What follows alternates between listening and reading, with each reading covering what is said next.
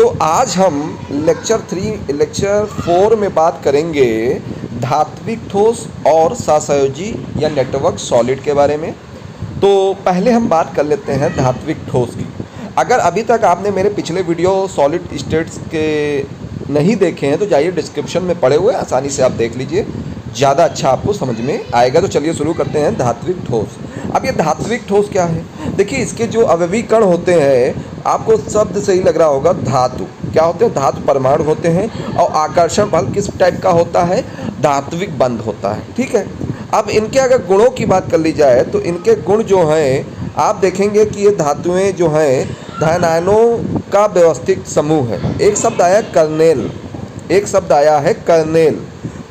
Kernel क्या होता है? देखिए, जब धातुएं इलेक्ट्रॉन का त्याग कर देती हैं तो उनके चारों ओर इलेक्ट्रॉनों का एक क्या बन जाता है? समुद्र सा बन जाता है। बीच में क्या होता है? धनायन होता है और उसके चारों ओर क्या होता है? माइनस माइनस माइनस माइनस, चारों ओर क्या होते हैं? इलेक्ट्रॉन होते हैं। तो ये क्या होता है कि आगे लिखा हुआ है, जो चारों ओर मुक्त इलेक्ट्रॉनों के समुद्र से घिरा होता है, रहता है। तो धातुएं क्या होती है? जब इलेक्ट्रॉनों को निकाल देती हैं तो उनके चारों ओर आप देखेंगे कि इलेक्ट्रॉनों का एक क्या हो जाता है? समुद्र सा बन जाता है। इसी शब्द को कर्नेल शब्द कहा गया है, ध्यान रखिएगा। दूसरा पॉइंट है, ये उच्च कठोर और दृढ़ता प्रदर्शित करते हैं। काफ़ी आप भी जानते हैं धातुएं जितनी भी हैं कठोर हैं और दृढ़ हैं काफ़ी। ठीक है। ये ठोस व संगलित दोनों अवस्थाओं में विद्युत के सुचालक हैं। आपको पता है कि जो आपका ये जितने भी धातुएं हैं ये ठोस हो चाहे मतलब संगलित घुलित अवस्था में हो, दोनों ही अवस्थाओं में इनमें क्या है? इलेक्ट्रॉनों का प्रवाह होता है। ठीक है। तो ध्यान रखिएगा, ठोस और संगलित दोनों अवस्थाओं में ही ये क्या है? विद्युत के सुचालक हैं। आगे लिखा हुआ है कि गतिशील इलेक्ट्रॉन के कारण इनमें धात्विक चमक पाई जाती है। आपको ही पता है इलेक्ट्रॉन क्या करते हैं? प्रकाश को अवशोषित कर लेते हैं और प्रकाश को अवशोषित करने के बाद वो चमकते हैं। इन्हीं के कारण आप देखते होंगे कि गोल्ड हुआ या चांदी हुआ या आप देखते होंगे स्टील हुआ, इनमें क्या होती है? चमक होती है। वो क्यों होती है चमक? इलेक्ट्रॉन जो होते हैं प्रकाश को अवशोषित करके एक कक्षा से दूसरी कक्षा में जाते हैं, जिसके कारण वो चमक प्रदर्शित करते हैं।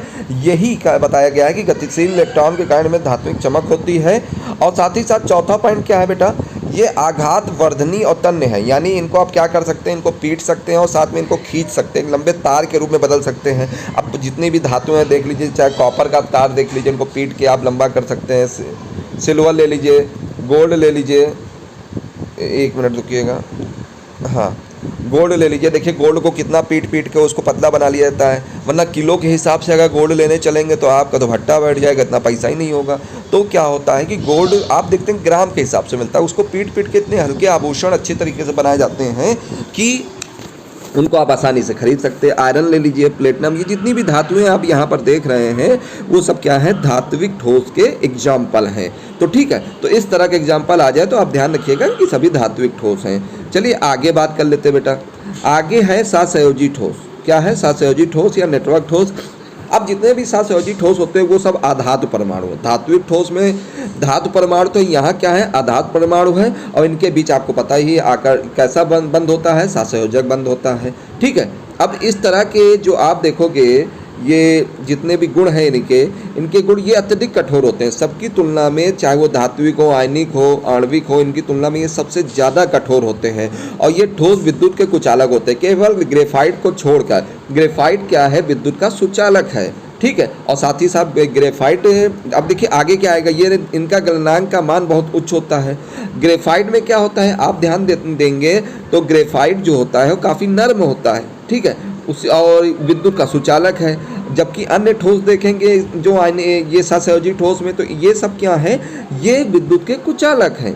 ठीक है। जैसे हीरा ले लीजिए, हीरा को ले लीजिए, हीरा काफ़ी कठोर है और आप हीरा को देखोगे तो बीच में एक कार्बन होता है। इस कार्बन में यहाँ पर देखिए, यहाँ कार्बन है। ठीक है।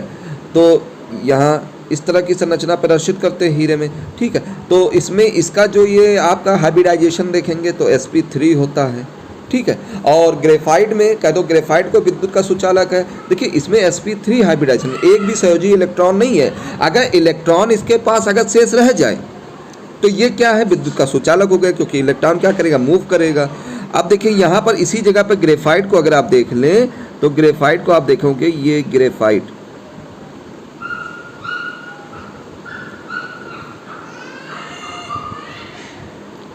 ग्रेफाइट में आप देखोगे एक कार्बन 3 कार्बन से घिरा हुआ होता है, ठीक है।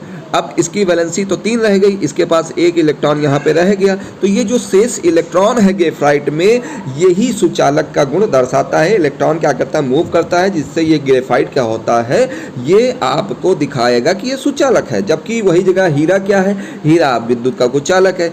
इसमें कौन सा हाइब्रिडाइजेशन होगा, इसमें होगा sp2 हाइब्रिडाइजेशन होगा, तो इस चीज़ को ध्यान रखिएगा। अब देखिए हीरा एग्जाम्पल में आ गया, ग्रेफाइट SiC, ठीक है, silica carbide, boron nitride, aluminium nitride या सिलिका क्वार्ट्ज, ठीक है, ये सब क्या है, एक साथ सहयोजी या नेटवर्क ठोस के उदाहरण हैं।